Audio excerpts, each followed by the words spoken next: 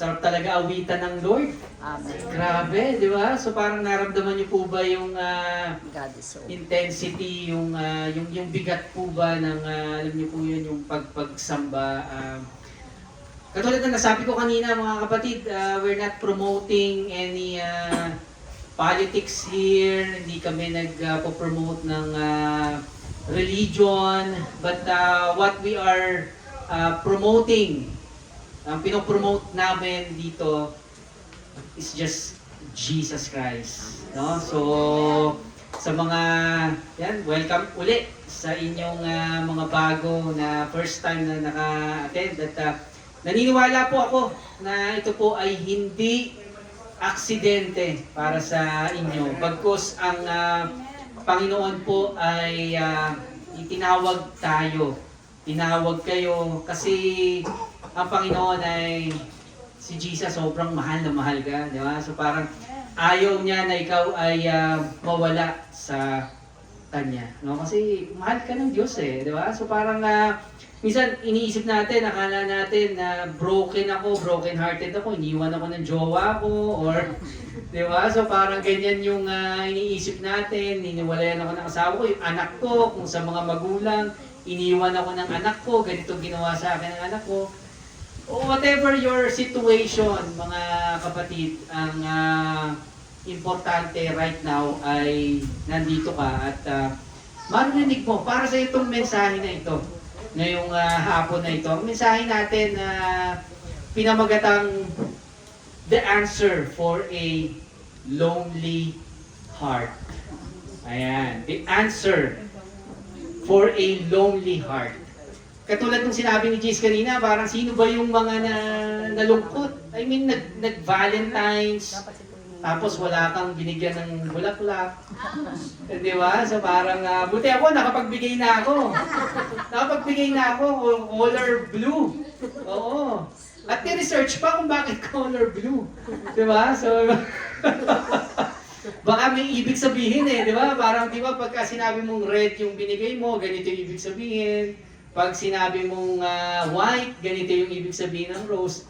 Hindi ko alam, nagandahan lang ako doon sa blue eh. Siguro, pero yun. Pero salamat, no? Kasi nga, nakakapag-express ng pag-ibig. Pero sa atin, yung iba, baka wala akong pinagbigyan ng Valentine's o nung Hearts Day, wala akong love life, or maaaring yung anak mo, hinihintay mong magbigay sa'yo ng, pero hindi, di ba? So parang, lahat tayo ay dumaranas ng pagkalungkot.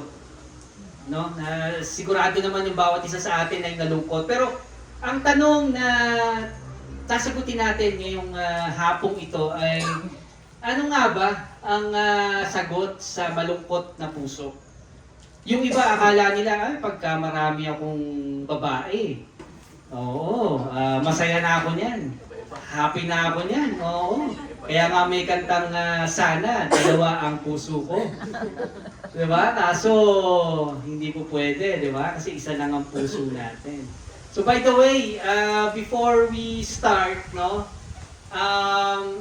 I'm praying na si Tita Maluko would understand because sabi ko nga sa kanya last night, no, we are in a Tagalog service. I'm really very sorry. I'm trying my best, no, my best to my best to speak in the language that you can understand. But unfortunately, no. But I promise you, no, the Holy Spirit will will help you to understand lahat ng sasabihin ngayon, lahat ng i-discuss natin, and ayan. But thank you, Tita, no, kasi yeah, you're here. Si Tita Malu has a group.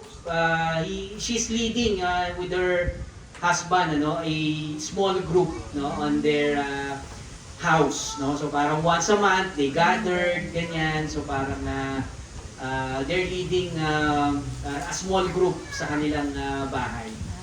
Wow. So praise God to your life, Tita, and then as well as your help, yung tulong din ng ni Tita sa Gospel Bearer Ministry. And she supports this kind of work talaga. So, glory to God, no?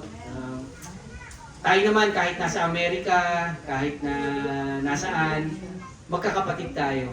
We are one in Christ. Go lang. So, lahat tayo, kumbaga magkakapatid. Kaya minsan inisip natin, teka, bakit ganun? Parang iba yung pangalan ng church niya. Parang, di ba, Light of the World Church, ganyan. So, parang isa naman ay, bakit ganun? Christ Commission Fellowship Church. No, yan. So, parang, but we are one. No? We are in one. Ibig sabihin, tayo ay pinag-isa ni Jesus Christ. Di ba? So, parang, praise God. Okay, so ngayong hapong ito ay tignan po natin yung kasagutan dito sa tanong na ito. Nalungkot po tayo, nasawi tayo marahil before, pero alam niyo po ba si Jesus Christ ay naparito upang gamutin yung ating mga broken heart. Diba? So parang imaginein po natin yan. Ha? Tignan natin sa Isaiah. Alam niyo po si Isaiah, siya po ay nabuhay 700 years before the time na dumating si Christ dito sa earth 2,000 years ago. So imagine niyo 2,000 years plus the 700, so 2,700 years na yung letra na to. Itong binabasa niyo to ay 2,700 years old. Imagine, di ba? So, sobrang tagal na, no? Ang sabi ni Isaiah dito, ito, ang Espiritu ng Panginoong Yahweh ay sumasa akin sapagkat ako'y kanyang hinirang. Sinugo niya ako upang dalhin ang magandang balita sa mga inaapi, upang pagalingin ang mga sugatang puso, upang pagalingin yung mga sugatang puso, upang ipahayag sa mga bihag at sa mga bilanggo na sila'y lalaya na. May tinutukoy si Isaiah po dito. Alam niyo po kung sino yung tinutukoy ni Isaiah dito?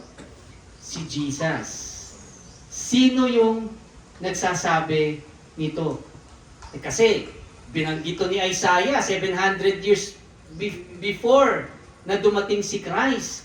Pero pagdating ni Christ, ito po ay fulfillment ng prophecy na ito. May propesya, napapanood niyo yan sa mga teleserye, yung propesya. Nag-prophesy, ibig sabihin, sumulat ng letter, tapos nangyari in the future. Wow, parang Korean novela lang, di ba? So parang ganun yun. So anong nangyari, sumulat si Isaiah, ito yung sinulat niya. Ngayon, ang pinapatungkulan ni Isaiah po dito, walang iba kundi ang ating Panginoong Jesucristo. So tingnan pa natin sa susunod na verse. Sinugo niya ako. Hindi to si Isaiah, no? Sinasabi lang niya, sinusulat lang niya. Pero ang sinasabi niya dito, sinugo niya ako upang ipahayag na darating na ang panahon ng pagliligtas ni Yahweh at ang paghihiganti ng Diyos laban sa kanyang mga kaaway. Alam nyo, darating yung panahon na merong paghihiganti. Vengeance in English. So, ibig sabihin, merong vengeance, merong wrath na darating, merong paghukom na darating. Pero alam nyo, nung dumating si Jesus Christ, 700 years after na isulat itong letra na to, dumating si Kristo, alam nyo kung ano ang sinabi niya dito? Tingnan natin sa Luke. Lucas 4:19-20. So si Jesus, parang ganito. Nasa sinagoga siya. So may mga Hudyo. So pumunta ngayon si Jesus dun sa harapan. Nag-speak si Jesus. Ito ang sinabi ni Jesus. At upang ipahayag ang panahon ng pagliligtas ng Panginoon. Ay, teka. Meron pang prior verse. Wala.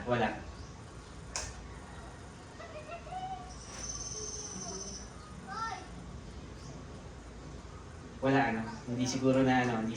Basahin ko sa inyo. Ito ang sabi nung verse. Sa Luke. Kailangan. Tingnan natin sa Lucas 4:19. Ayan. Ito. Ito yung sabi ni Jesus ha.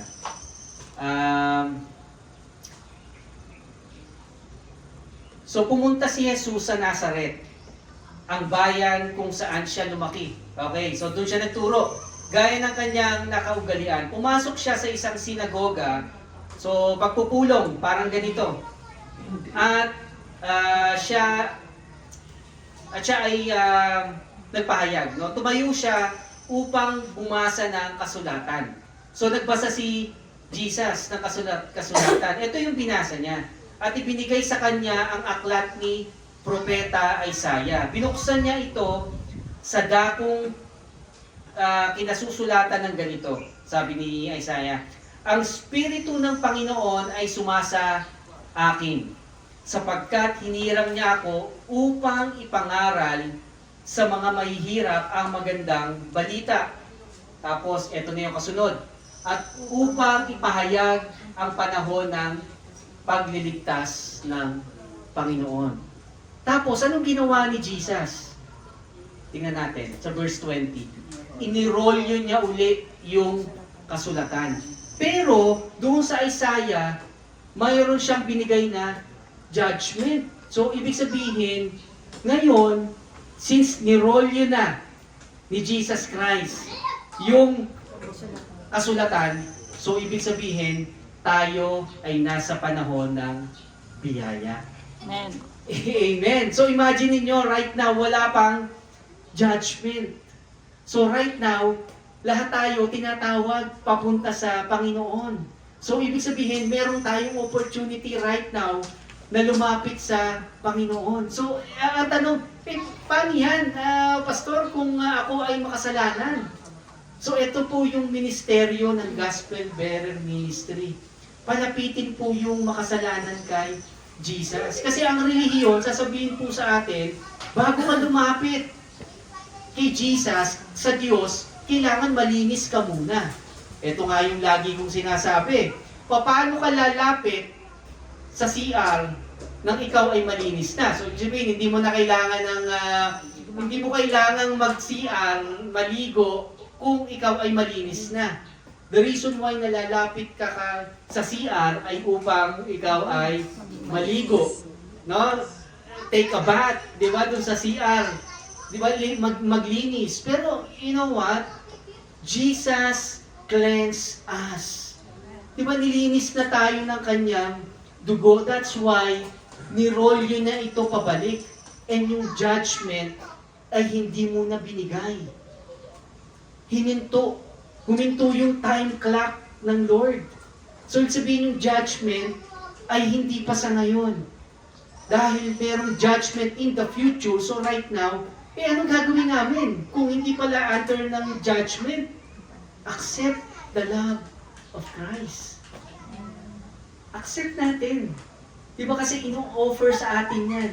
Kaya hindi aksidente na kayo po ay nandito. Kasi ang Panginoon ay mabuti. Diba? So parang He wants us to accept kung ano yung ginawa niya sa cross. At yung ginawa niya sa cross, He paid in full of all our sins. Amen? Good news? Amen. Good news. Amen. Amen. Alam niyo po, sa pagsagot natin dito sa tanong natin na ano nga ba ang sagot sa nalulungkot na puso, meron pong tatlo kong i-share sa inyo na istorya. So una po, si Bartimaeus. Si Bartimaeus ay isa pong bulag. So bulag na naghahanap ng kagalingan. Amen? So sino po sa atin ang mayroong sakit?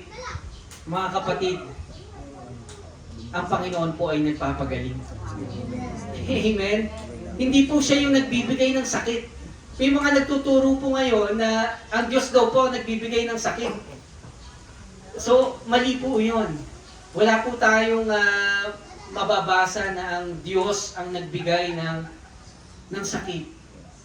Mga kapatid, ang Diyos po ay nagpapagaling. Amen. Hindi po nagbibigay ng sakit. Amen. At kung dinidisiplina tayo ng Panginoon, ito po ay hindi sa pamamagitan ng pagbibigay ng sakit. That's right. Amen?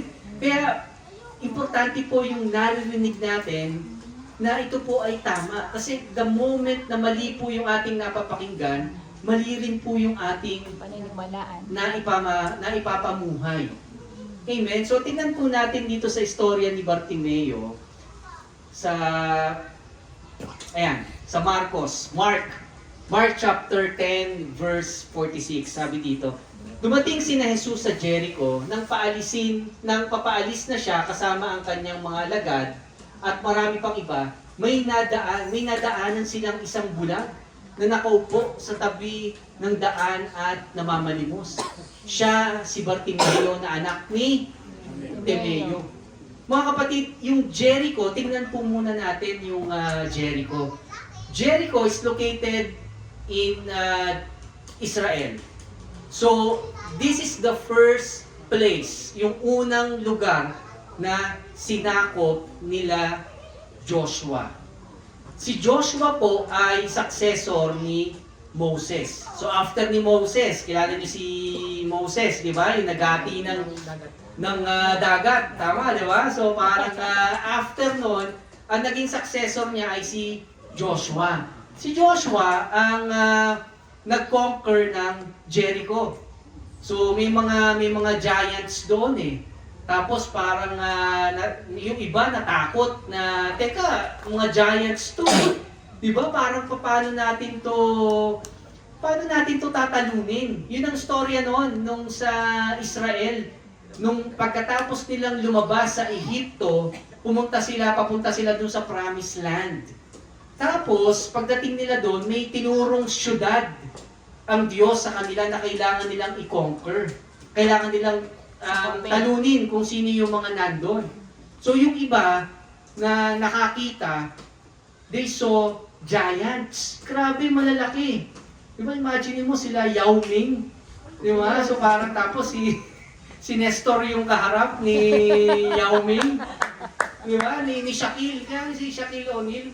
Oo, parang ano lang yun. Siguro yung giant, si Shaquille O'Neal, mga kambewang siguro. Parang ganyan, si Shaquille O'Neal, bewang siguro nila,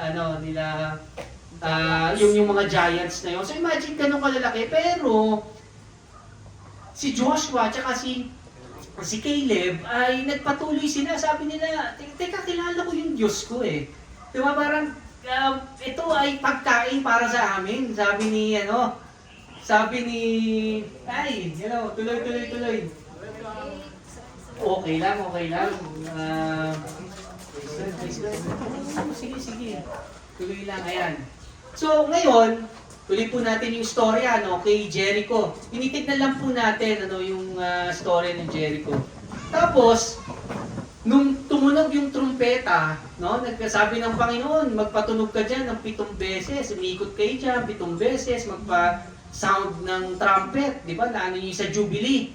Yung napag-aralan natin nung nakaraan, di ba? May Jubilee tayo na nabanggit. So, ibig sabihin, ito daw yung paghudyak na ang mga Israel ay malaya na. So, nung tumunog yung trumpeta, yung wall. May wall itong Jericho. Kasi matataas mga higanti nga yung nandito eh. So, ang nangyari ay, nagiba. Nagiba yung wall. So, imagine niyo kung paano yun na nangyari. Diba? Nakaka-amaze. At pagkatapos nito, si Joshua ay nag-proclaim ng sumpa dito sa Jericho. Kasi dapat daw walang magtatayo uli nung wall nung Jericho. Tingnan natin yung verse na yun. Ayan sa Joshua 6. Noon, pinanumpa ni Joshua ang buong bayan sa pangalan ni Yahweh. Sinabi niya, sumpain ang sino mang magtayo. So pag nagtayo, ito, lungsod na ito ng Jericho, ito ay susumpain. Malinaw po yan yung sinabi. So mamamatay daw yung mga anak, panganay na anak, at muling maglalagay ng mga sagalin nito. Mamamatay ang anak na bunso ng magbabagong muli ng kanyang mga pintuan. So, meaning, ito ay sinumpang lugar. Okay? So, maari na itong lugar na ito na kung saan nandun si Bartimeo ay sinumpa. Sinumpa. I mean, may sumpa. So, ibig sabihin, dun sa lahi nila, most likely, ito ay may sumpa. So, ibig sabihin, minsan, di ba, iniisip natin, nung nakaraan na may kausap kami ni Jace, relative ko din. Kasi sabi nila, kami may hika, yung lahi namin may asthma, yung lahi namin may sakit sa puso, yung lahi namin may cancer, yung lahi... So, lahat inakti na. Lahat ng sakit, nasa amin na. Diba? So parang yung sumpa ay nandun na. Diba? So parang may ganun ba kayo na huwag niyo pong ideklara yun, mga kapatid? Diba? Dahil ito po sa pamamagitan ng dugo ni Kristo, ito po ay nagapi na eh.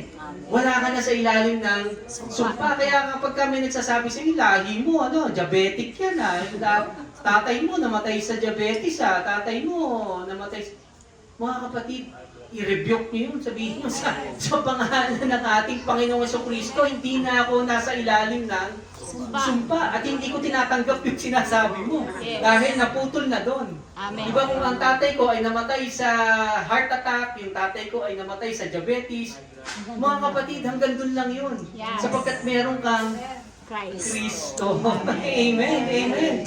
So, di ba, napakaganda. Tingnan natin. Next slide. Ito po yung Jericho. So yung Jericho, mga kapatid, hanggang ngayon wala nakakapagtayo.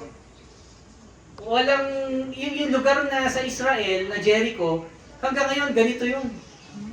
Bakit? Kasi sinumpa ni Joshua eh. Talaga. Diba?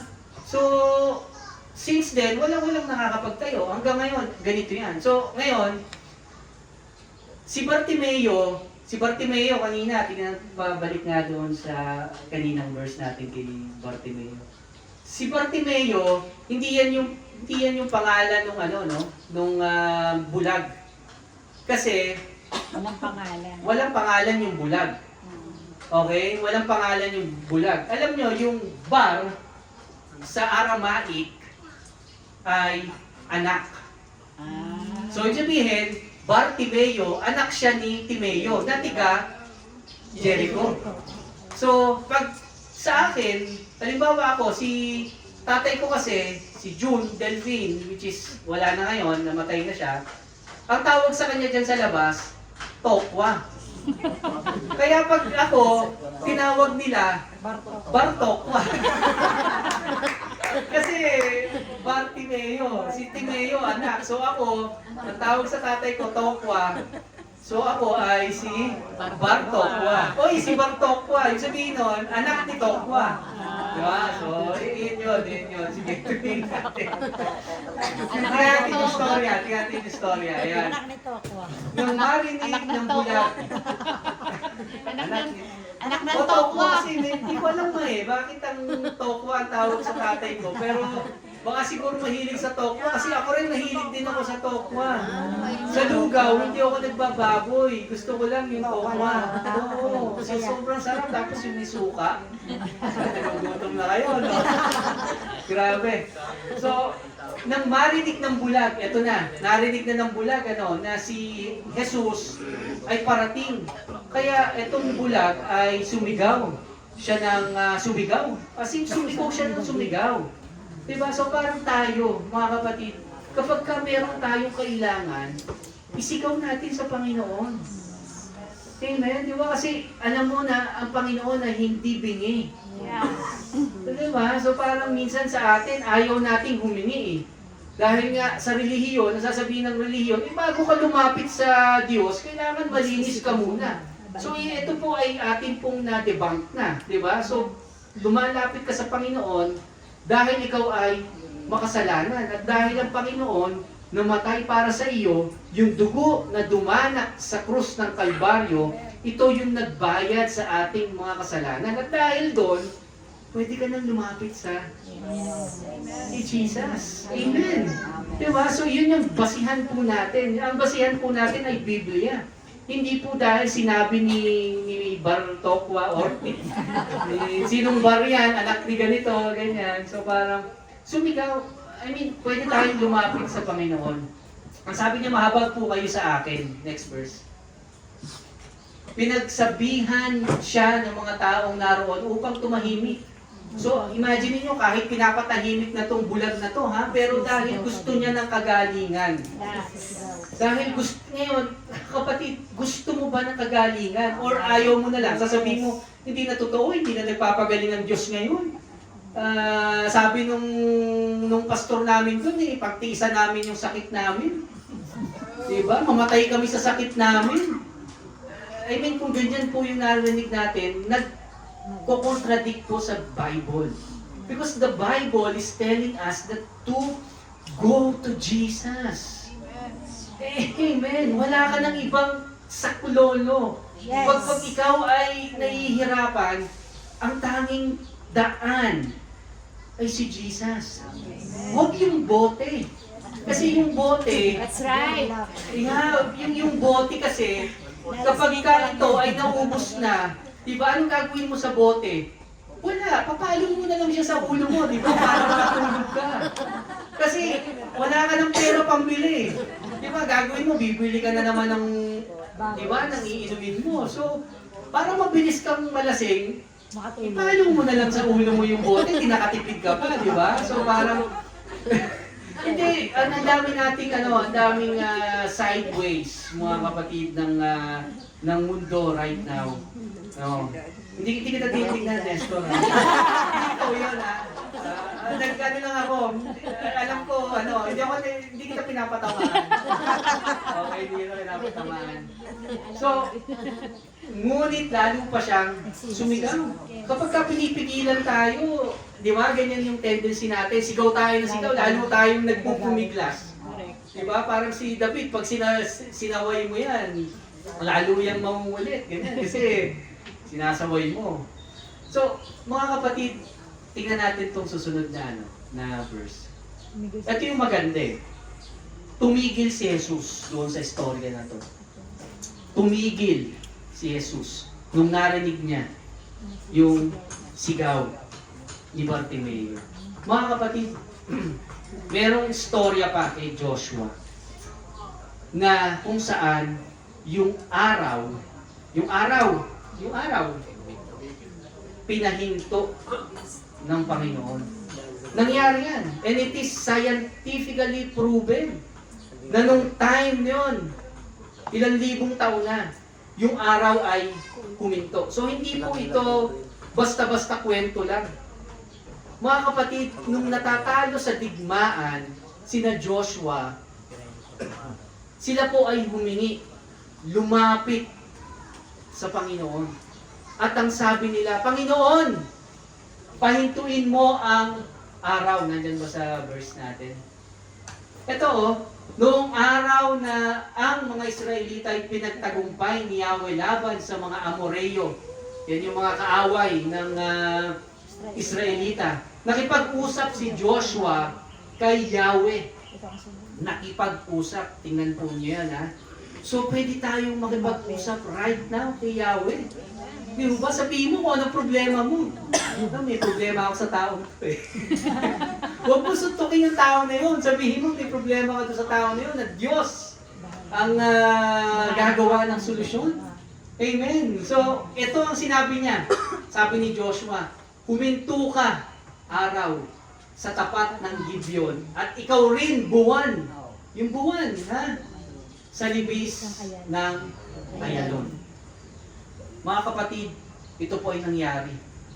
Huminto ang araw at huminto ang buwan. Yung araw, yung sun, stood still and the moon stood still. Mga kapatid, nung tumawag si Bartimeo, alam niyo bang yung sun, yung S-O-N ng Diyos, stood still. Amen. Amen. Amen. Amen. Di ba? So parang, alam mo yun, na kapag ka tumawag ka, di ba huwag kang mahiyang tumawag because the sun will stood still for you. Amen. Titigil. Nung panahon ni Joshua, tumigil yung araw. Yung S-U-N, sun. But sa panahon natin ngayon, titigil yung S-O-N, yung sun. Para sa iyo, kapatid. Amen. Diba? So parang minsan takot tayong humingi ng imposible sa Panginoon. Yeah. Ay Lord, imposible yan. So parang hindi yata mangyayari yan ngayon. Diba? Pero imagine yung hiningi ni Joshua, huminto ka araw. Paano mo maiisip na pati araw pahihintuin mo? Ang ayos-ayos ng ikot ng mundo, guguluhin mo. Diba? Pero ginulo yun ng Lord para sa'yo. Kasi ganitong kanyang amahan. Diba? So, grabe, diba? Ang galing ng Lord. So, sige, tuloy natin. Inihagis niya ang kanyang balabal. So, tumigil si Jesus. Diba? Tumigil si Jesus. Tapos, inihagis niya yung kanyang balabal. Paluksong tumayo at lumapit kay Jesus. Ano ang gusto mong gawin ko para sa iyo? Tanong sa kanya ni Jesus. Sumagot ang bulag, Guro, gusto ko pong makakita muli. Ngayon, tignan po natin itong balabal. Ano po ba ang meron dito sa balabal na ito? Alam niyo po, itong balabal ay sumisignify kung anong uri o estado ng tao ka. Yung balabal, yung panahon ng mga Hudyo. Alam niyo po, ang balabal ni Bartimeo ay balabal na ito po ay marumi kasi nga siya ay pulubi. Pero alam niyo may pangako ang Panginoon sa atin. Sa Isaiah 61 pa rin. Doon sa verse na sinasabi natin. Buong puso akong nagagalak kay Yahweh.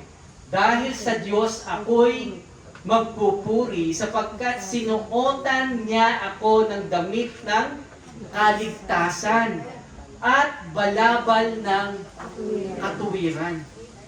Robe of righteousness. Alam mo, nung suot ni Bartimeo yun, hinubad niya. Diba ito, nagsisignify na yung old self natin ay wala na.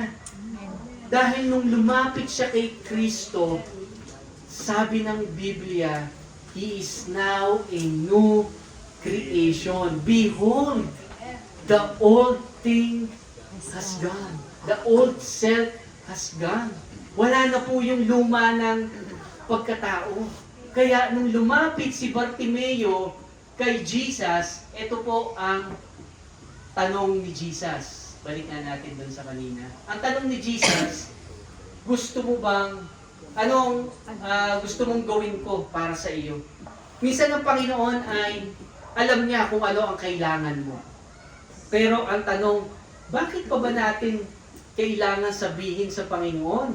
Eh kung alam naman niya, Yeah. di ba alam naman niya kailangan ko ng pambayad ng Meralco ah. Bakit sasabihin ko pa sa kanya na, Lord, medyo gipit ako sa pambayad sa Meralco. Diba? Bakit? Diba? Kasi, mga kapatid, ito po yung pananampalataya. Yes. Eh, diba? Ano ba yung gusto mong mangyari? Sinasabi mo.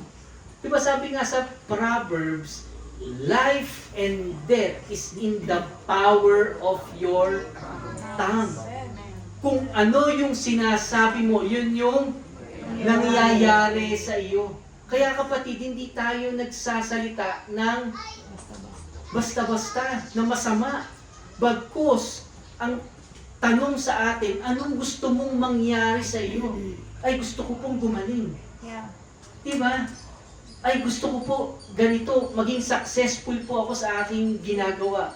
Ay, gusto ko po maipahayag si Jesus pa ng lalo. Di ba? Ay, gusto ko po gumaling kung sino man yung tatay ko, yung nanay ko, kung sino man. Pero hindi mo sasabihin na, ay, eto, sumpain yan. Yung batang yan, lalaking ano yan, lalaking walang kwenta yan, lalaking addict yan. Mga kapatid, tigilan po natin iyon. Sapagkat may kapangyarihan ng inyong mga dila. So that's why, ang tinuturo natin ay, di ba, yung kung ano yung gusto mong mangyari sa iyo, di ba, yung sabi, yun yung sasabihin mo sa sarili mo. Di ba, o yung gusto mong iproklama, ito yung gusto mong iproklama, ito yung gusto kong ideklara. Ideklara mo. Dahil in Jesus' name, ito po ay may power. Amen, may power. Di ba? So next. Sinabi ni Jesus, makakaalis ka na. Ano sabi dito? Magaling ka na. Dahil sa iyong pananampalataya. Kaya mga kapatid, napaka-importante po ng pananampalataya. Sa buhay Kristiyano po natin, sa pumumuhay po natin sa bawat araw. Tayo po ba ay nananampalataya dun sa gagawin ng Panginoon sa atin? Amen. Diba? Kaya, church, ito po yung napaka-importante na malaman po natin. Kung ano po yung pinananampalatayanan natin. Sapagkat wag po tayo magdeklara ng mga ikasasama niyo po. Ay, sana ano yan, mamatay na yan bukas. Diba? So parang ganun eh. Kaya, tignan po natin, napaka-importante po nito. And sa atin po, malaman po natin na yung pagdedeklara po ay mayroong epekto sa atin. Kaya ang pinaniniwalaan natin, deklara mo lang na ako ay malusog. Ideklara mo lang na ako ay pinagpala. I am blessed. Deklara mo na I'm highly favored. Diba? So parang, ito po yung dinedeklara natin sa bawat araw. Yung ayaw magdeklara, hayaan nyo na lang po sila. Di ba? Buhay nila yon. Ayaw nilang paniwalaan eh. Pero si Bartimeo naniwala. Yeah. Yes. Amen? And may nangyari sa kanya. Yes. Ano yung nangyari sa kanya? Gumaling. Gumaling, mga kapatid. Noy din nakakita siyang muli. Amen. Diba? That is the love of God para sa atin. Amen. Amen. Next, mga kapatid, tingnan po natin ito. Ito po ay pamilyar na tayo sa storyang ito. Ito po yung 5 tinapay at saka 2 isda. Okay? So, ito po yung dumami. Pero ano po yung nais kong makita natin dito sa storya na ito ngayong hapon? Mga kapatid, basahin po natin sa John chapter 6. Ito po. Tumanaw si Jesus at nang makita niyang dumarating ang napakaraming tao, tinanong niya si Felipe, saan kaya tayo makakabili ng tinapay upang makakain ang mga tao ito? Ayan yung tanong. Imagine yung nagbigay ng buhay sa atin. Yung nag-speak into existence, meaning wala namang liwanag noong unang panahon. Pero ito po ay sinalita. Sinalita ng Diyos at nagkaroon ng liwanag. Let there be light. Diba? Let there be light. Kasi nung nakita ng Panginoon yung dilim, hindi niya sinabi na, oh, dilim Hindi. Bagkus nagsalita siya, let there be light. At nangyari, nagkaroon ng liwanag. Diba? We speak life. Amen. We speak life. Kaya nung tinanong niya si Felipe, tingnan natin kung bakit niya tinanong si Felipe. Next. So sinabi niya iyon upang subukin. Meron bang mga test na binibigay sa atin ng Lord? Yes. Pero this is to test that He is our Savior. This is to test that He is our provider. Diba? So imagine mo, alam niya, pero tinanong pa niya si Felipe. Si Felipe naman ay sapagkat alam na niya ang kanyang gagawin. Si Jesus, no? Sige, tingnan natin sa next, ano. Sumagot naman si Felipe. Anong sagot ni Felipe? Kahit na po halagang 200 salaping pila ng tinapay ay di sasapat para makakain ang mga tigkakaunti itong mga taong ito. So ang sagot ni Felipe ay nakita niya base sa natural. Kasi ang dami nga naman tao. Ngayon, yung halagang 200 salapi, yan po ay equivalent sa 8 buwan na pagtatrabaho. Ibig sabihin, kahit 8 buwan ka magtrabaho, magkano yung minimum natin ngayon? Ayan, Brother Johnny, di ba? So, ibig sabihin, magtrabaho ka ng 8 buwan, yung pinagtrabahuan mo ng 8 buwan, kahit pagsama-samahin mo yun, ipunin mo yun, hindi pa rin sapat para pakainin yung 5,000. Eh imagine mo, yung 5,000 na yun, mas malaki pa kay Ramon. Kasi, mas malaki, di ba? So, imagine mo, 5,000, di ba? Ang dami nun. So, paano ngayon papakainin, di ba? Sige, tingnan natin doon sa susunod. Eh, sinabi naman ni Andres. Tingnan naman natin si Andres. So, una, si Felipe. Isa, si Andres. Si Andres naman, medyo proactive to. Nagtanong na yan sa iba. O ikaw, parang, ano ba meron ka dyan? Diba? So parang syempre, yung mga iba, nagsabi na, ay wala na ako wala na akong baon dito. Ganyan. So, may mga ganong tao, di ba? Kumukuha muna ng information. Tapos, ito pa, yung pinakamaganda dito, yung logic niya. Ito yung sabi mayroon po rito isang bata, di ba? So parang si Andres, sabi niya, na isa sa kanyang mga lagad at kapatid ni Simon, meron po ditong batang lalaki na may dalang 5 tinapay na cebada at 2 isda. Subalit sasapat kaya ang mga ito? Diba? So nagtanong pa. Nagtanong pa. Hindi nga, sa totoo lang, nagtanong pa. Diba? So may mga ganyan tao, diba? Siguro sa mga supervisor, Brajani, diba? Parang, halimbawa, may order. 10 mixer. Gawin nyo ng 2 araw. Siyempre, si Inan, nag-ano na yung resources, gano'ng karami tayong may mga bakal pa tayo, ganyan. Tapos tatanungin niya, Bro Johnny, sasapat kaya yun? Sasapat kaya yung araw na yun para magawa natin yung Eh, kukunti lang sila, di ba? So, alam na yung sagot na hindi Di ba kasi 5,000 yung papakainin mo, at may 5 isda ka lang, tsaka 2 tinapay. Oo. At 2 isda. Oo. At saka 5 tinapay. So, silang dalawa, ang nakita nila ay yung vastness of needs nitong mga tao. In a natural.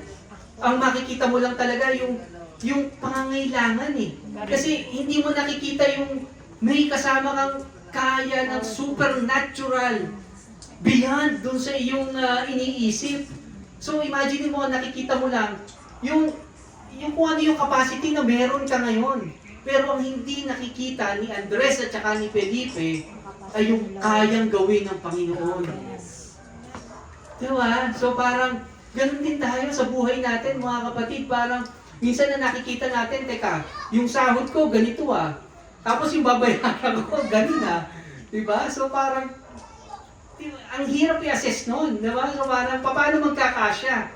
Pero alam nyo, tayo ay tumitingin sa pangangailangan ng inanatural. But we are not looking into supernatural na kayang gawin ng Panginoon. Yeah.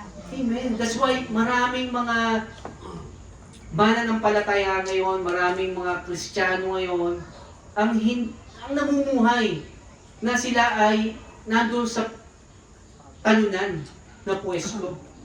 Diba dapat nandun tayo sa victorious na lugar? Diba? Because we are in Christ. Amen? Kaya nga, ito yung serye natin for the whole year. And for the whole year, we will be discussing about who we are in Christ. Amen. So, grabe, di ba? So, makikita po natin dito sa susunod na verse, halos 5,000 ang mga lalaking naroon.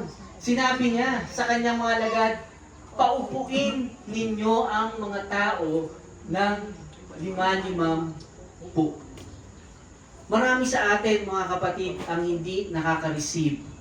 It's because sila ay nakatayo.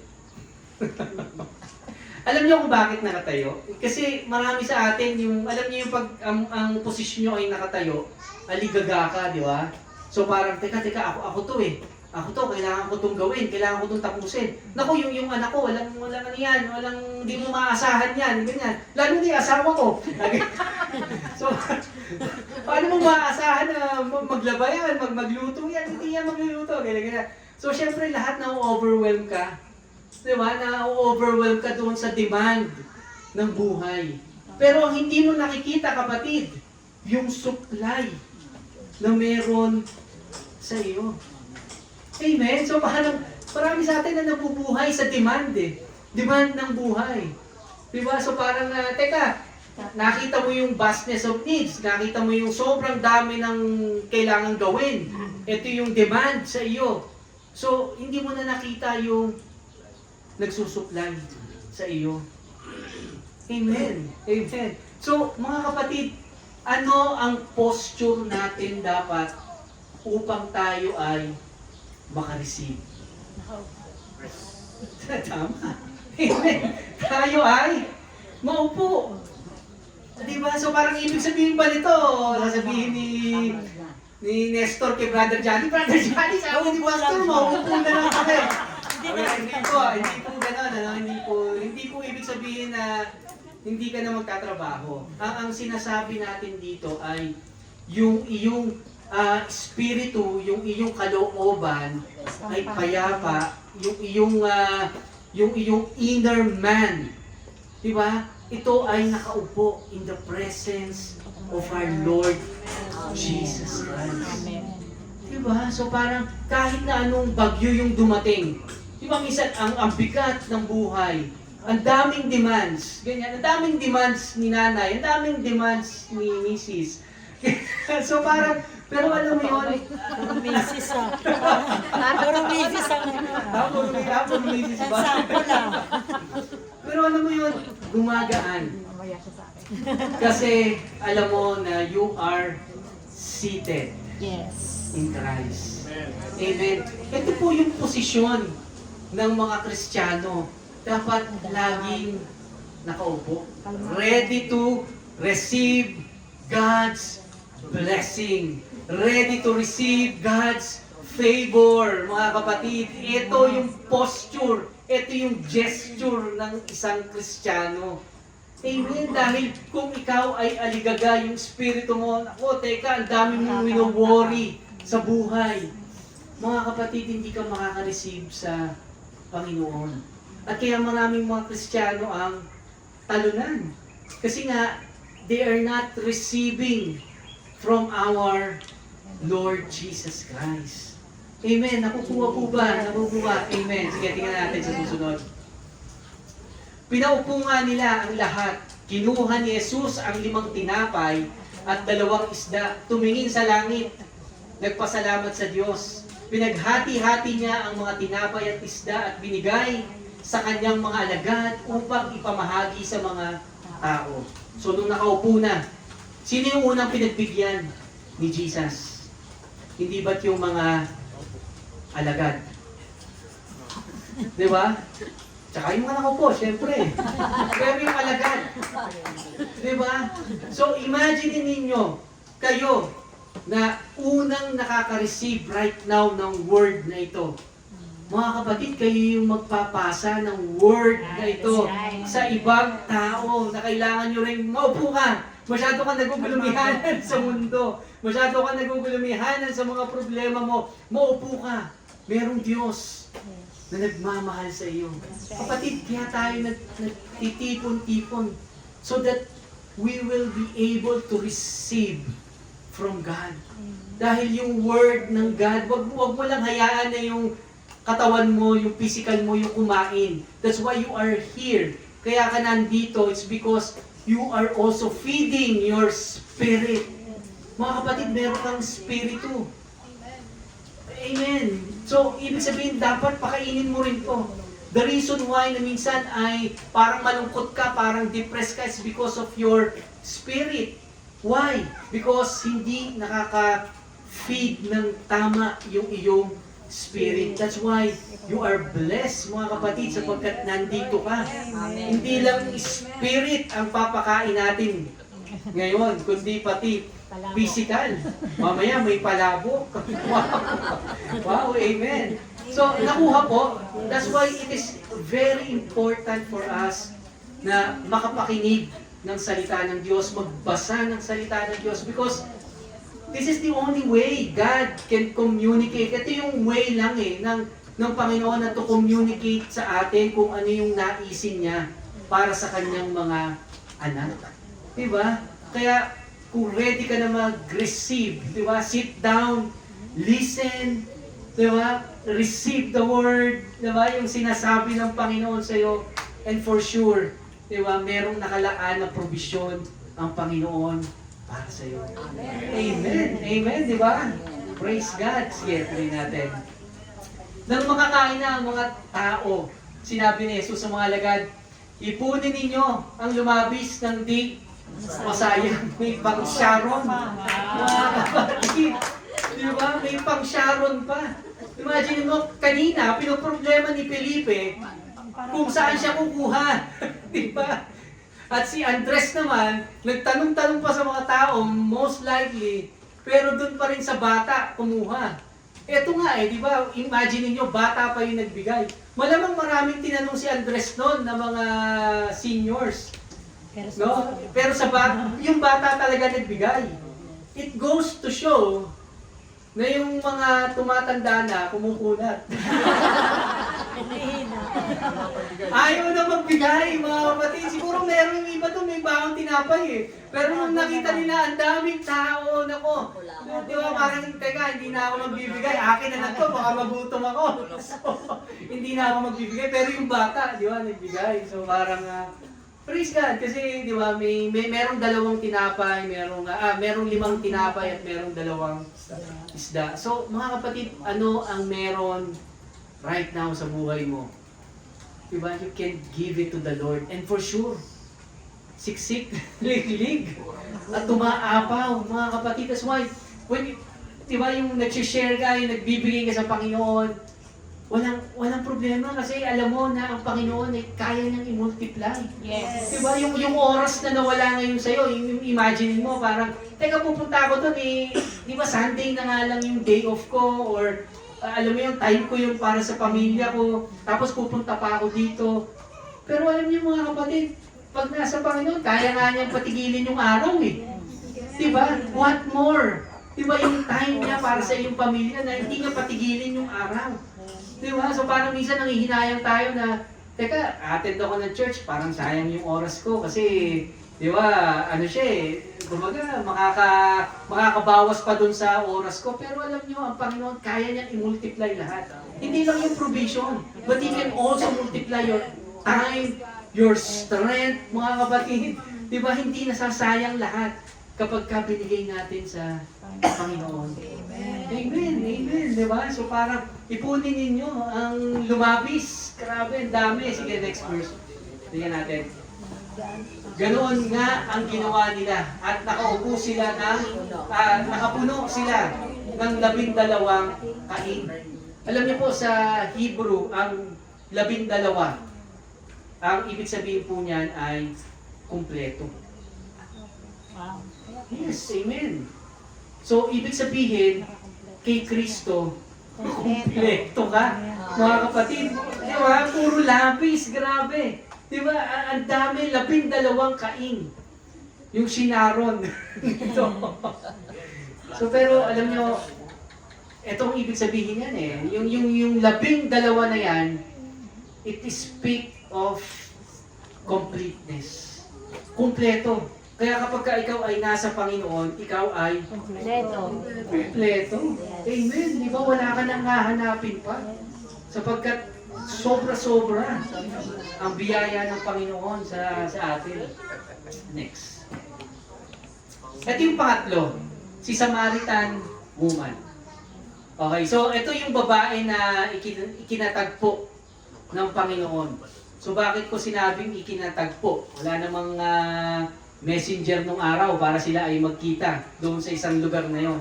Pero ang Panginoon ay hinintay itong babae na ito upang ibigay sa kanya yung revelation kung sino talaga ang ating Panginoong Jesucristo.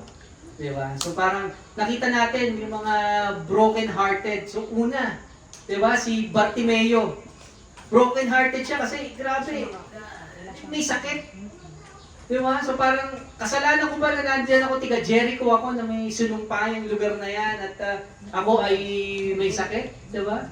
Tapos nakita natin si Felipe at saka si Andres. Broken, diba? Hindi nila alam kung saan kukuha ng pampakain dyan sa napakadaming 5,000 na yan. Diba? So parang imagine ninyo. At panghuli itong babae na ito. Mga kapatid, itong babae na ito ay sobrang broken-hearted. Broken-hearted bakit? Kasi ang dami niyang pinagdaanan sa buhay. Tingnan po natin. Kasi ito, isa sa mga paborito ko talaga itong storya na ito eh. Talagang sobra akong natatouch nitong storya nito.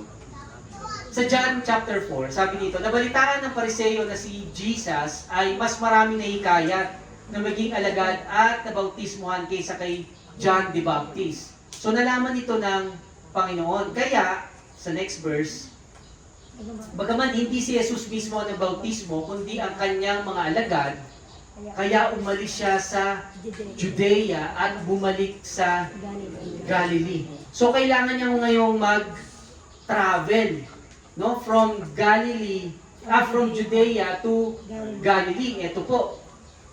Yung red line, yan po yung usual na dinadaanan ng mga Hudyo, ng mga usual na Hudyo. Kasi nga, galit sila sa mga tiga-Samaritan. Ito daw kasing mga Samaritan ay Samarites. So, ayaw nila daw dumaan yung mga Hudyo. Kaya dumadaan sila, it's either dyan sa green line, ang layo. Di ba? Eh, nung panahon na yun, wala namang Grab. Hindi naman nagbubook si Jesus doon. Magbubuk nga ako sa Grab. Di ba? So, parang saan mo ako walang train. Walang anything. Di ba? Walang transportation. Most of them ay lumalakad. So, si Jesus, even though na siya ay nakakapagod, syempre maglalakbay, tinahak niya pa rin ito. Itong from Jerusalem or Judea, going doon sa taas, which is yung papuntang Galilee. At doon, ikinatagpo ng ating Panginoong Jesucristo yung babaeng Samaritana. So tingnan po natin. Kailangan dumaan siya sa Samaria. Dumating siya sa isang bayan na tinatawag na Sicar. Malapit ito sa bukid na ibinigay ni Jacob. Jacob, yung apo ni Abraham, sa kanyang mga anak na si Jose. So mga kapatid, kailangan dumaan sa Samaria. Ito po yung napakaganda eh. Kasi kailangan ni Jesus dumaan doon. Bakit? Di ba? Kasi pwede naman akong dumaan, hindi na ako dumaan doon sa mga Samarites eh. Kasi ayaw ko nga doon eh. Di ba? Kasi nga yung mga Samaritans ayaw talaga sa mga Hudyo eh. Pero si Jesus dumaan pa rin eh. Sige, tingnan natin. May isang Samaritanang dumating upang umigib at sinabi ni Jesus sa kanya, maaari bang makainom? So, humingi si Jesus Christ ng tubig doon sa babae. Wala noon ang kanyang mga alagad, ang sabi dito sa verse. Dahil sila ay bumibili ng pagkain sa bahay. So, ibig sabihin, nung ikinatagpo ni Jesus, itong babae na Samaritana, walang kasama si Jesus. Nakuha po? So, paano nangyari na ganito? Diba? Napakaganda talagang divine appointment po ito. Na kinatagpo ka ng Panginoon. Kung nasaan ka right now. Diba? Ikinatagpo ka ng Panginoon. So, tingnan po natin ito. Sinabi sa kanya ng babae, ikaw ay Hudyo at Samaritana naman ako. Bakit ka humihingi sa akin ng inumin? Sinabi niya iyon sapagkat hindi nakikihalubilo. Ayan, hindi nakikihalubilo yung mga Hudyo sa mga Samarites. Kasi ayaw-ayaw nila. So, siguro in the near future tayo po ay malalaman natin kung bakit ba. Pero ito po ay may kumbaga parang cultural gap itong dalawang bansa na ito, no? So ano yan, yung parang nasabi ko, yung antipolo at saka yung polo. Hindi, wala namang gap, pero anti-Samaritan itong mga Jews, para ganyan, no? At anti-Jews naman itong mga Samaritan. Basta sa madaling salita, ayaw nila sa isa't isa. So, ayan, I hope na wala tayong mga ganyan. Na ayaw mong dumaan doon sa daan na yon kasi baka makita mo si kapitbahay mong ganito. So, gagawin mo, iikot ka kahit malayo. Para lang hindi mo makita yung kapitbahay mo na yan. Okay, so I hope kasi ang hirap, no, pagka ganun pa. Next. Sumagot si Jesus. Kung alam mo lamang ang kaloob ng Diyos at kung sino itong humihingi sa iyo ng inumin, ikaw ang hihingi sa Kanya at bibigyan Kanya ng tubig na nagbibigay buhay. So imagine mga kapatid, kung alam mo lamang. Mga kapatid, kaya po itong ministeryo na ito ay patuloy na nangungulit, patuloy na alam niyo, nagre-remind sa atin pong lahat na ano yung kaloob ng Diyos. Kasi hindi po natin alam eh. Kaya nga po tayo nandito para alamin yung kalooban ng Diyos. Kasi sino pong magsasabi sa atin ng kalooban ng Diyos kung wala pong magpapahayag? Hindi mo ba kaya ako naniniwala ko na ito po ay tinatalaga ng Panginoon upang ang bawat isa po sa atin ay makarinig at makaalam ng kalooban ng Diyos. Amen. Kasi yan po yung puso ng Panginoon para sa atin. Ang puso po ng Panginoon ay malaman niya kung malaman mo kung gaano kalawa, kung gaano kalalim yung pag-ibig ng Diyos sa iyo. Kasi may kalooban siya sa iyo eh. Pero ang problema, yung pinapaalam o yung mga nagpapaalam nito ay hindi napapaalam ng tama. Kasi marami nagpapahayag ng salita ng Diyos pero ang pinapahayag nila ay puro pag hindi mo sinunod yan, magkakasakit ka. Pagka hindi ka nagbigay ng madami, susumpain ka. Meron nga doon na isang church doon sa Pampanga, sabi niya, sinare ni Tito Lito ko yun sa akin eh. Sabi nung preacher,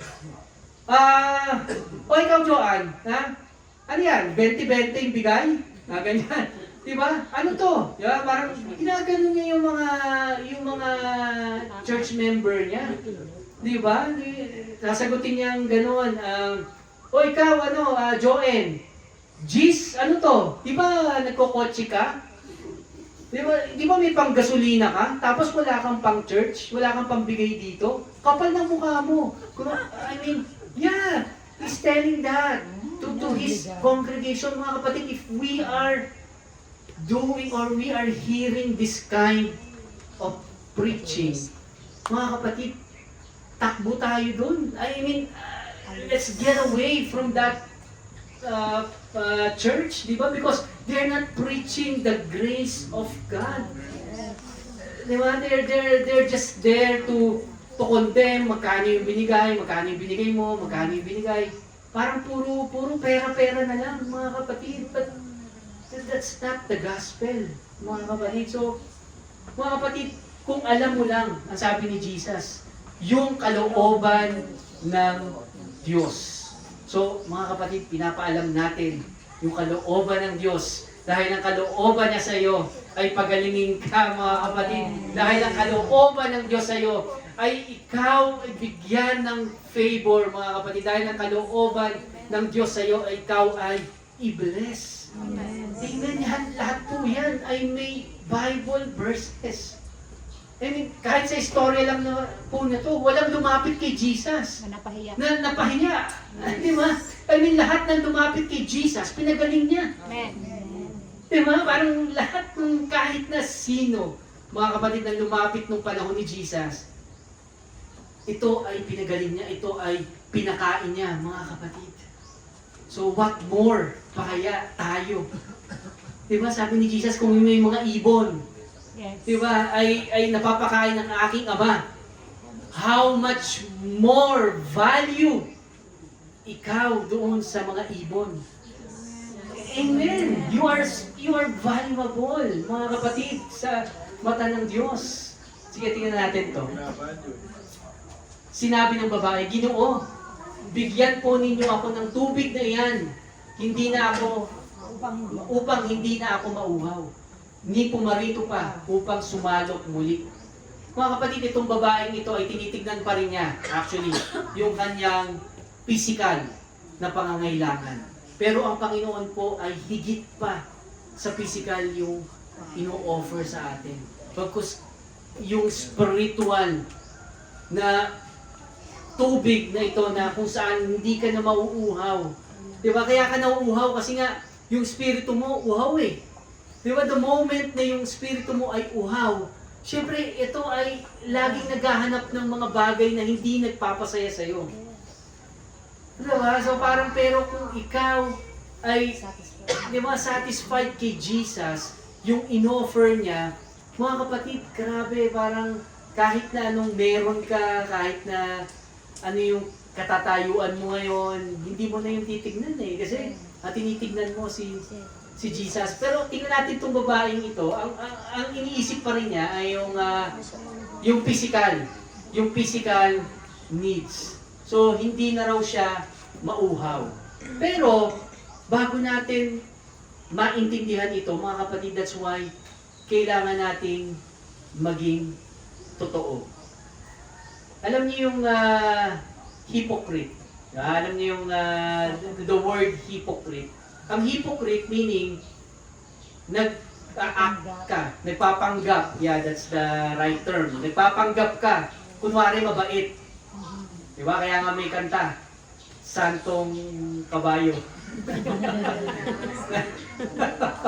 Kunwari ang bait. Diba? Banal na aso, Santong Kabayo. Kunwari ang bait. Pero pag baba ng jeep daw, ay na, nagmumura na, kasi wala naman talaga yung bukal ng yung living water sa kanya. That's why siya ay ganon, di ba? Kaya hindi natin ito masisisi. Pero mga kapatid, kung tayo ay na kay Kristo at tayo ay merong living water na sinasabi dito sa Biblia, tayo ay hindi na mauuhaw. Amen. At tayo ay may kasaganahan. So kaya, alam nyo, etong babae na ito, tanghaling tapat nung sumalok doon sa balon. Tanghaling tapat, ha? Ibig sabihin, yung mga sumasalok noon, syempre ikaw ba, mag-iigib ka ba ng tubig sa tanghali? Noon time. Syempre ang hirap, mainit, di ba? Pero siya, tinitiis niya yung init because ayaw niyang pag-usapan siya ng mga Samarites. Kasi nga, yung mga tiga doon, pinag-uusapan siya. Dahil siya ay masamang babae. Masamang babae. Kaya nga ang gusto ni Jesus ay hindi tayo maging hypocrite. Sabihin natin kay Jesus kung ito yung kahinaan ko, Lord. Diba? So pag sinabi natin to kay Jesus, ang Panginoon po ay tapat at tayo ay tutulungan niya ng mga kapatid. Kaya tingnan natin yung next verse dito. Sabi ni Jesus, umuwi ka at isama mo rito ang iyong asawa. Wika ni Jesus. Next. Ang sagot ng babae, wala akong asawa. Sagot ng babae, sinabi ni Jesus, tama ang sinabi mong wala kang asawa sapagkat 5 na ang iyong naging asawa. So imagine mo, di ba? So parang hindi na kontento sa isa. Hindi rin na kontento sa 2. Lalo sa 3. Sa 4 kaya? Sa 5? Sa 6. Bali 6 yung naging asawa niya kasi yung kinakasama niya ay hindi pa rin niya asawa. So imagine that. Yung uhaw niya sa pagmamahal. Yung akala niyang makakapag-satisfy sa kanya doon sa pag-ibig na hinahanap niya dahil broken hearted ako, sige lipat ako dito sa pangalawa. Dahil broken hearted uli ako, lipat uli ako dito sa kabila. Mga kapatid, hindi ito makakapag-satisfy sa ating pagkatao. Ang tanging makakapag-satisfy lang sa ating pagkatao ay si Jesus. Amen. Amen. Pero alam niyo po, kinondem ba ni Jesus yung babae? Alam ni Jesus in the first place na itong babaeng ito ay may 5 asawa at yung kinakasama niya, yung pang-6 ay hindi niya asawa. Pero ngayon, kung titignan natin, pagka ito nalaman ng sino man, ng pastor o kung sino man, na ganyang kantao, hindi ka welcome sa church nila. Tama? Tama. Kasi pag ganyan yung ginagawa mo, ibig sabihin ikaw ay makasalanan. Hindi pwede makasalanan dito sa church. Mga malilinis kami. Kami lang ang pupunta sa langit. Yan. Yan yung mga pag nandito ka, sigurado ka sa langit. Pero pag ikaw ay nagkamali, sa impyerno ka bukas. So, yan yung mga katuruan. Pero imagine Jesus himself, hindi niya kinondem yung babae. Nung pagpunta niya doon, dami mong asawa, ha? O pang ilan mo na ngayon yan? Hindi ka ba nakontento? Hindi ka ba nagsawa? Grabe ka, ha? Diba? Hindi ganun ang binigay ng Panginoon. That's right. Diba? Tapos sasabihin natin, kailangan biblical, kailangan walang kasalanan dito. Mga kapatid, lumapit tayo sa Panginoon at ang Panginoon ang magbabago sa atin. Amen. Amen. Diba? This is the Bible, mga kapatid. This is Jesus. We are presenting Jesus of the Bible, hindi yung Jesus na kinreate ng mga magagaling na tao na akala natin that is Jesus. Diba? So parang hindi ganon. Jesus is very lovely, very patient. Diba yung patient, yung pag-ibig niya sa'yo, hindi nagbabago, mga kapatid. Diba paano kung nagkamali ako? He will accept you still. Because that is the truth. Tawag nga sa kanya, he's a friend of sinner. Diba? Pero ngayon, bawal ang sinner sa simbahan. Diba? Nakukuha niyo po yung point ko. That's why we need to restore back the grace of God. We need to restore who Jesus is. And yun po yung ministeryo namin ngayon. Yung meron tayo right now. Na sabi natin kanina, di ba, na-receive natin. And therefore, ipasa natin sa iba. Di ba yung tinapay? Di ba? So parang na-receive ito ng mga disciples. Una, natanggap nila kay Jesus. Tapos pinasa nila sa iba. Mga kapatid, that is the way na kailangan nating gawin. That's why, praise God sa mga buhay ninyo kasi nandito kayo. At alam niyo, narinig ninyo kung ano talaga, nakita ninyo, nabasa ninyo. Hindi po gawa-gawa lang ito. Ito po ay Biblia. And this is what Jesus did before. Diba? Kasi ang sabi ni Jesus, kung nakita mo si Jesus, nakita mo na rin ang Ama. At pinapakilala sa atin ng Biblia kung sino si Jesus. Amen. Diba? Ang bait ni Jesus. Grabe. Nakaka-inlove si Jesus. Diba? Parang hindi mo na siya, ayaw mo na siyang tigilan. Parang, Lord, satisfied ako sa'yo. Panginoon, dumadaan ako sa problema pero satisfied ako sa'yo. Diba? Alam mo yun? Yung naging in love ka na ba? Tapos parang kahit na, alam niyo, mahirap yung sitwasyon ng dalawang mag-asawa or dalawang mag-nobya. Okay lang. Diba? Minsan kahit fishball lang yung pinagsasaluhan nyo, okay lang. Diba? So parang, kami, steak, dapat. So bigyan, kahit na, kung nasaan man kayo, diba, parang masaya kayo. Diba? And that is, in relationship kay Jesus. Diba? Diba, kontento ka, ang sarap kay Jesus, mga kapatid. Kaya, sige, tuloy natin. Sinabi ng babae, nalalaman ko kung darating ang Mesayas, ang tinatawag na Kristo. Pagdating niya, siya ang magpapahayag sa amin ng lahat ng bagay. Old Testament pa lang, hinihintay na nila si Kristo. Mga kapatid, ito yung unang tagpo kung saan nagpakilala si Jesus as Messiah. Dito sa babaeng ito. Tingnan po natin yung susunod. Akong kausap mo ngayon ang iyong tinutukoy. Wow! Diba? Praise God!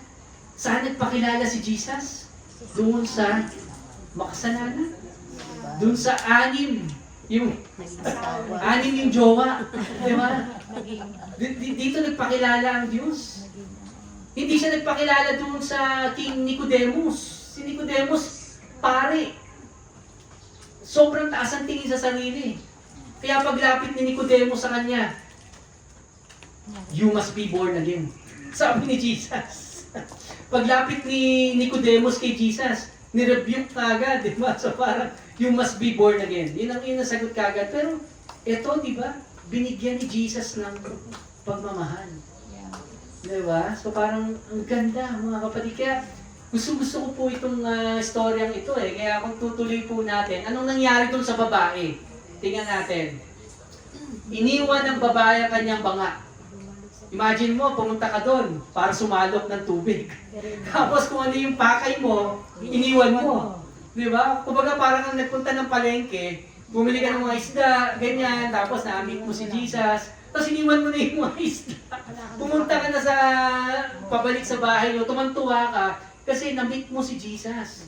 Kaya sobrang satisfied mo na hindi mo na kailangan yung mga physical na pagkain or kahit na ano man ang yaman ng mundo, parang ganyan. So parang wala ka ng ibang gusto, wala ka ng ibang tinitignan, kundi si Jesus lang. Di ba? Ang sarap ng ganung feeling. Sobrang in love. Sobrang in love. Kaya bumalik sa bayan at sinabi sa mga taga roon, hali kayo, tingnan ninyo ang taong nagsabi sa akin ng lahat ng ginawa ko. Tanghali nga siya pumupunta doon sa balon eh. Tanghali siya pumupunta doon sa balon kasi ayaw niyang pag-usapan siya. Kasi pag nandun siya sa umaga, ang gagawin ng mga marites, pag-usapan, ay pang ilan ang asawa niyan? Ganyan. Di ba? Pang ilan na asawa nito? Di ba? Pero ngayon, dahil nakilala niya si Jesus, mga kapatid, ito yung nangyari. Pinahayag pa niya. Di ba sinabi pa niya na ito yung ginawa ko, mga kapatid. Sinabi ni Jesus, ito yung Messiah. Natagpuan ko na. Di ba? So parang, wow. What a powerful, di ba, story itong binigay sa atin ng gospel na ito.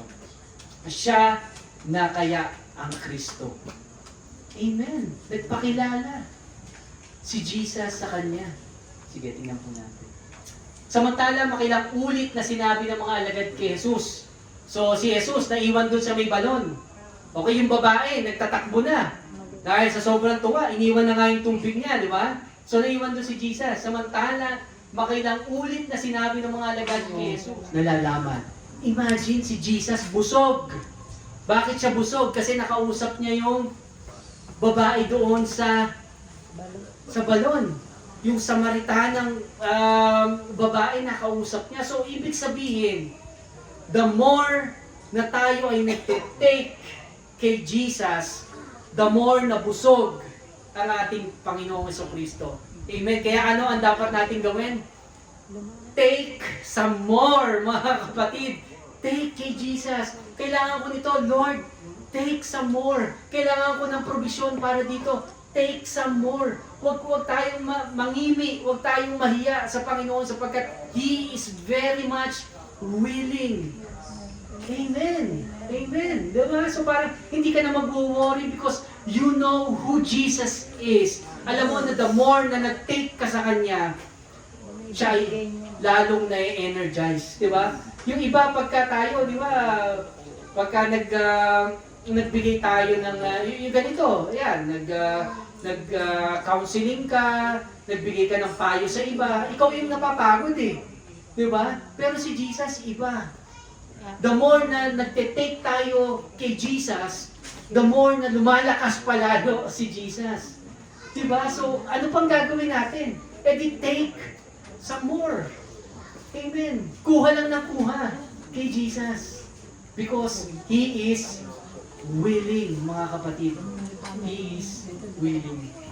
Ako'y may pagkain, hindi ninyo nalalaman. Next.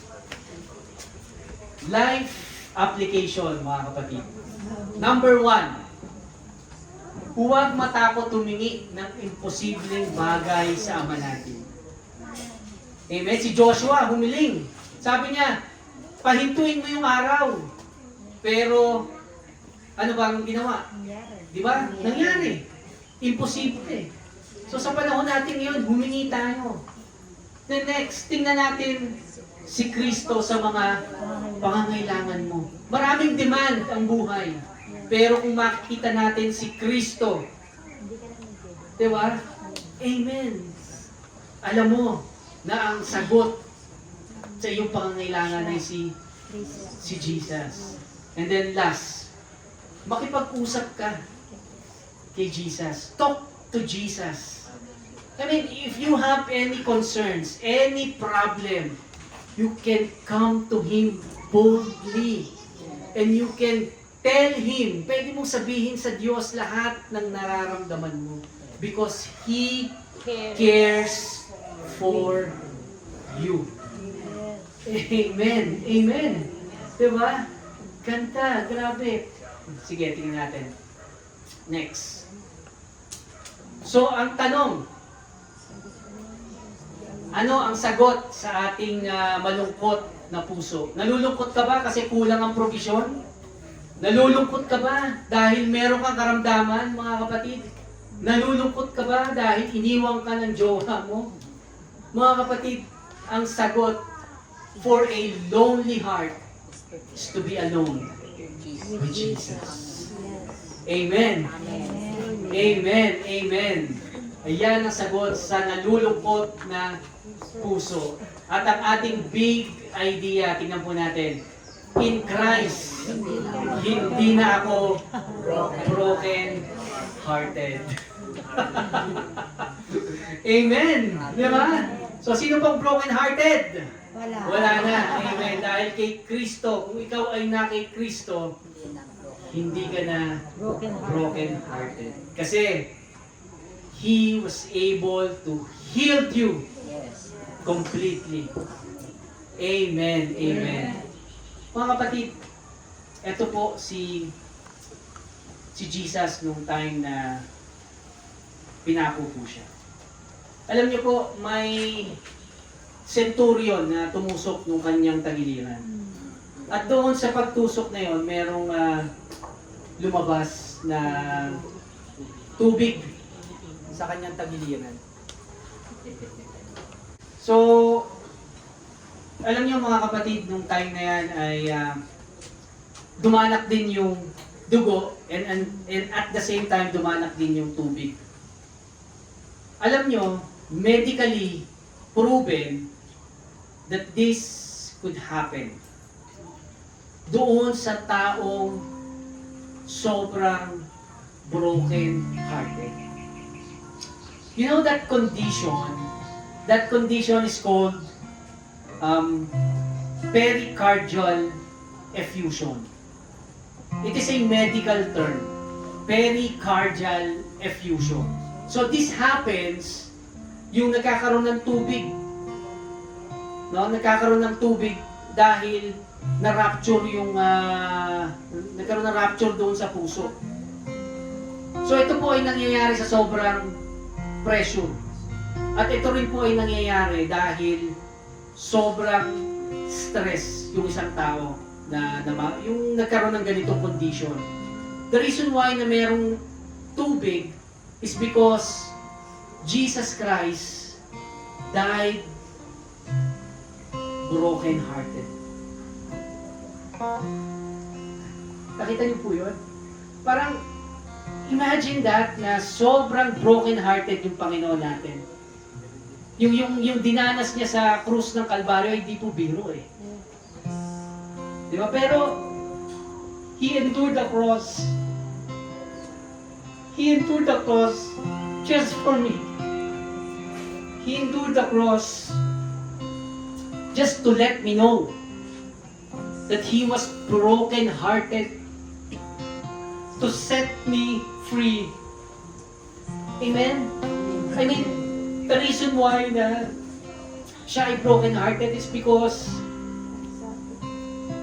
He wants you to set free doon sa pagiging broken-hearted. And that is God's love for you and for me. Actually, talagang hindi masusukat yung pag-ibig ng Diyos. Kaya alam nyo sa hapong ito, no?